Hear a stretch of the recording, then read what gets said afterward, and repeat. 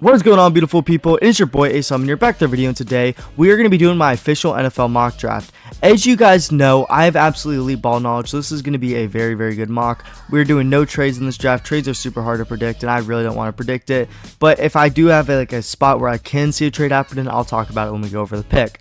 If you guys are new to the channel, make sure to subscribe to the boy. It'd be absolutely incredible if you guys can help me at 600. We are at 508 right now. Make it happen. That is my next sub goal. It'd mean the absolute world to me. It's free. It takes 2 seconds. Y'all can do it right now when you're listening.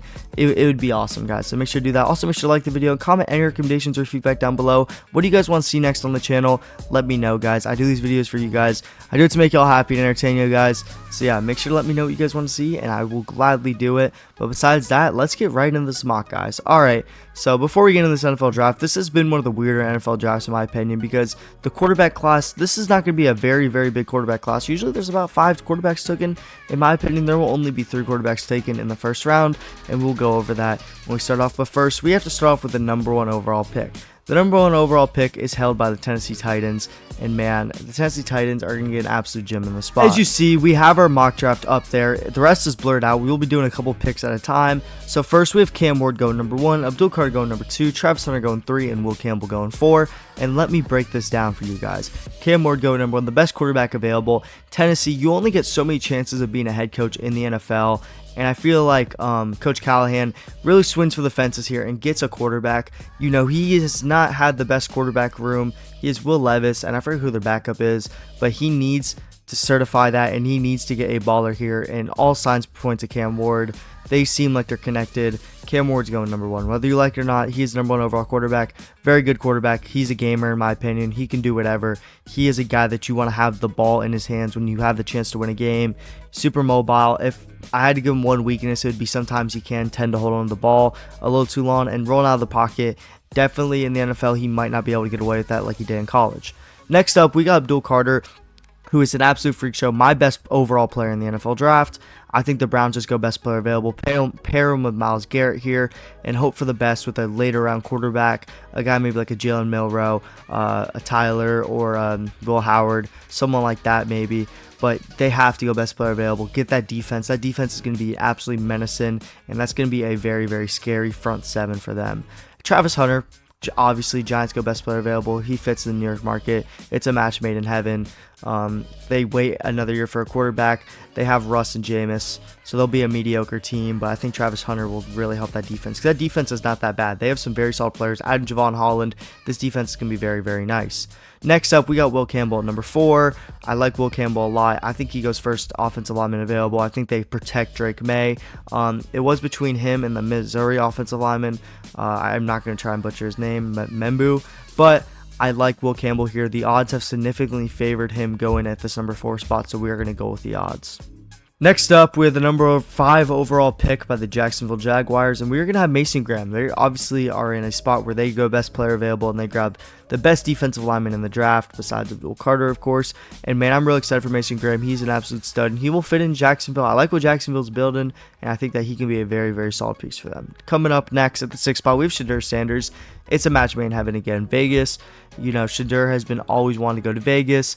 It makes sense. They draft a quarterback. They can sit behind Geno Smith and develop. He can learn some traits from Geno. It's a match made in heaven. The Raiders can still compete, because in my opinion, with Geno Smith, you're not going to be that bad of a team where you're going to get a top 10 pick again, especially with Brock Bowers and the pieces they are adding. So they are definitely going to draft Shedeur here, develop him, let him sit behind Geno for a year or 2, and then Shedeur Sanders will be right.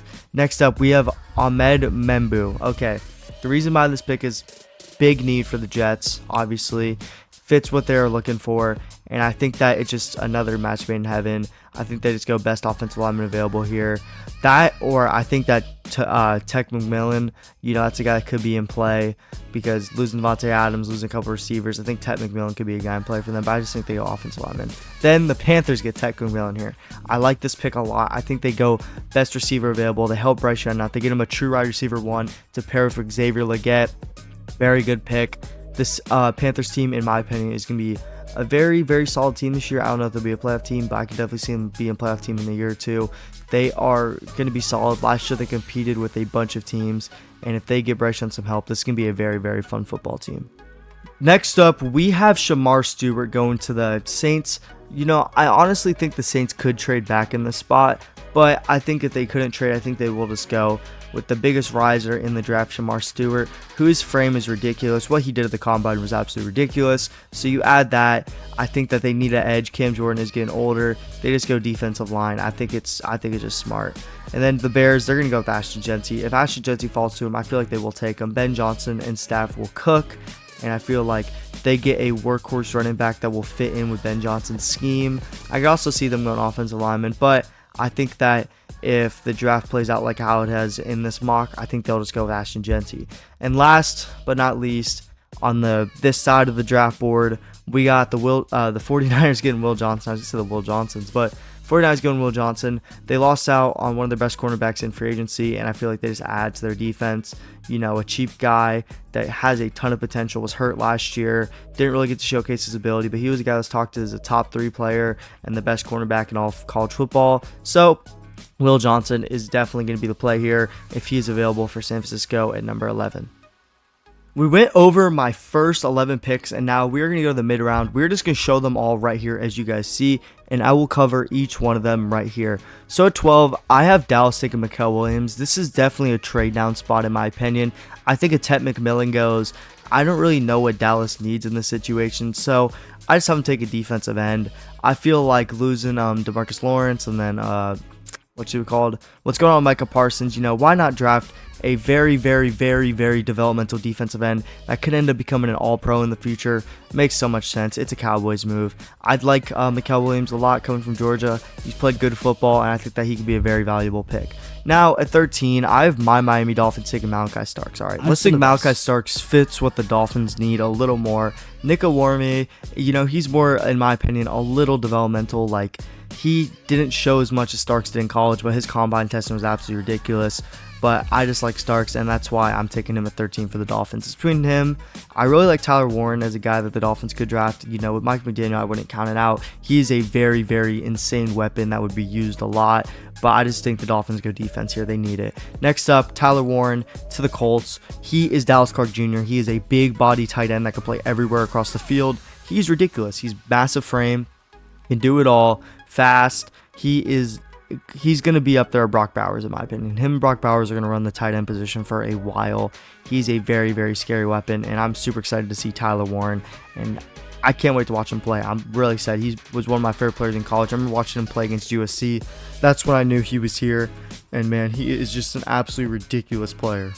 Then we have the Falcons addressing a long needed need and getting a pressure edge, which is really going to change their defense. Adding a guy like him is going to be absolutely incredible.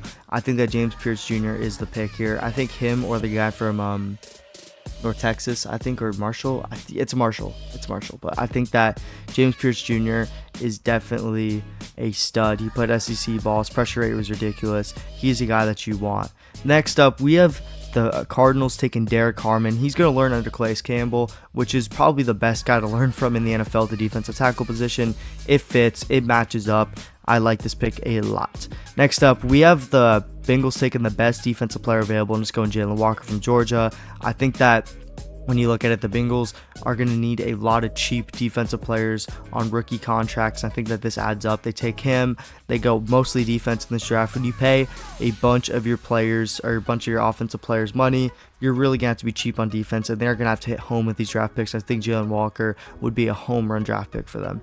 Next up, we have Kelvin Banks from Texas, falling all the way to Seattle. Kelvin Banks is an absolutely incredible offensive tackle, and he fits out the Seattle Seahawks and what they need. They let up a ridiculous pressure rate last year, and I think that adding a guy like Kelvin Banks could be essential for them on development and becoming better, because they are not a bad team. They got rid of Geno, they got rid of DK, but they added Kupp and Darnold, so they are expected to be a solid team this year, and adding a guy like Kelvin Banks is really going to help that, especially when you saw what happens when Sam Darnold feels a lot of pressure. He does not play well under that, so they need to add as many key offensive linemen as possible so they can help Sam Darnold out. Next up, at the number 19 spot, we have the Tampa Bay Bucks going with Nick Emewarne. Sorry to catch my breath. I've been talking for a while. But Nick Emewarne is a guy that, had ridiculous historic combine testing. His production in college was solid, but man, when you watch him I mean, it's so hard to pass up on a guy like that with all that skill. The Bucks have a big need at safety. Their highest paid player, I think, is Antoine Winfield, or at least on the defensive side of the ball. So, getting a cheap rookie next to him will definitely help out. So I think that they go Nick Warren here. Guy had a historic combine testing. Could be the number 1 safety taken off the board, but I have him at 19 here. Next up, we have the Broncos getting Bo Nix a weapon with Colston Loveland.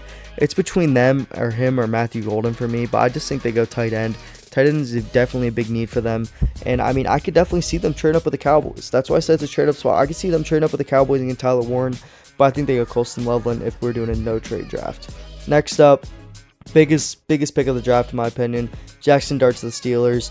Steelers need a quarterback. Aaron Rodgers isn't going to last forever, and Aaron Rodgers hasn't even signed there. So we don't know what's going to happen with that. So I think they go quarterback. They just, like as of an hour ago, they got turned down for Joe Milton. I think they need a quarterback, like I said, and I think they go with Jackson Dart. The rookie from Ole Miss. He has done a lot of incredible things, and it really sucks because that Florida game against the Gators really killed his draft stock, killed the momentum he had going for him. But I like Jackson Dart all year round.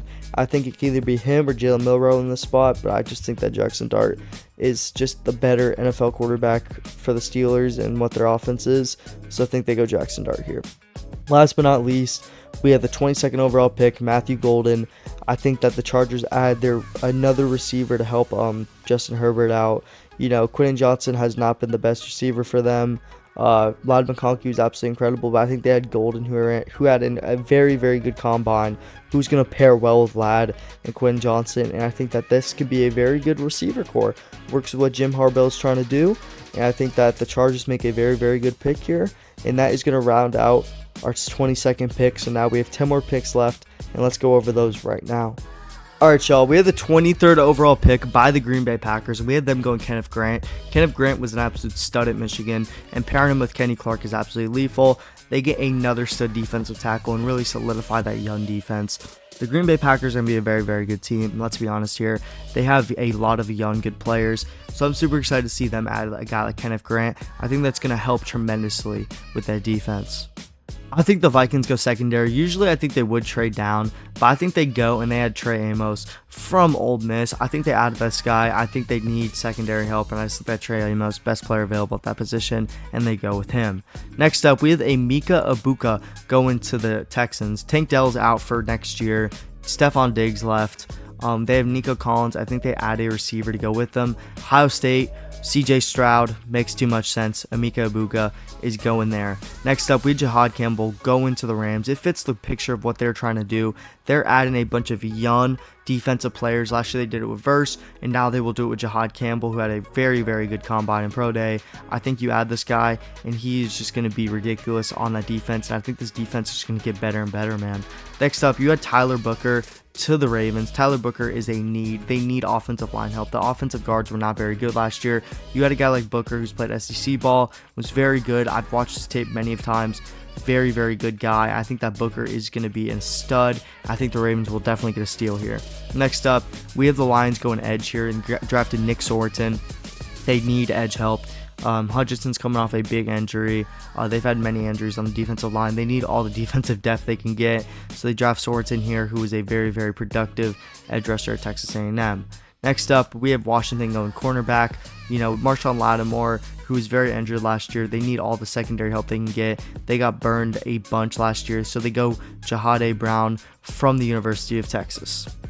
For 30th pick in the draft, we have Luther Burden III from Missouri going to Buffalo. They need receiver help, all they can get. They didn't re-sign Amari Cooper, at least yet. And so I think they'll get Luther Burden III here, who was a pretty big faller, but I think Luther Burden has all the skills to be a very, very good NFL receiver. Next up, we have Josh Simmons from Ohio State going to Kansas City. We saw what happened in the Super Bowl. They need offensive tackle help. It makes sense. Josh Simmons is a very, very good offensive lineman. It could work out perfectly for Kansas City. And last but not least, we have Talik Williams from Ohio State going to the Eagles. I just think that the Eagles just draft best defensive player available in the spot. I think that they don't really have that many holes. I think you add a guy like that, it just works out well. I mean, I don't know how much he will play, but I just think that adding him is probably the smartest thing to do. Best player available. I mean, the end of the first round's a little foggy for me, so I just went best player available. But that is my first round NFL mock draft, the Acesawman mock. Let me know what you guys think about it. Comment down below if you guys think I'm tripping or if I'm like the worst at this. But yeah, let me know, guys, and make sure to like the video. Make sure to comment down below. Make sure to have a great day, guys. Is your boy Acesawman out. Peace.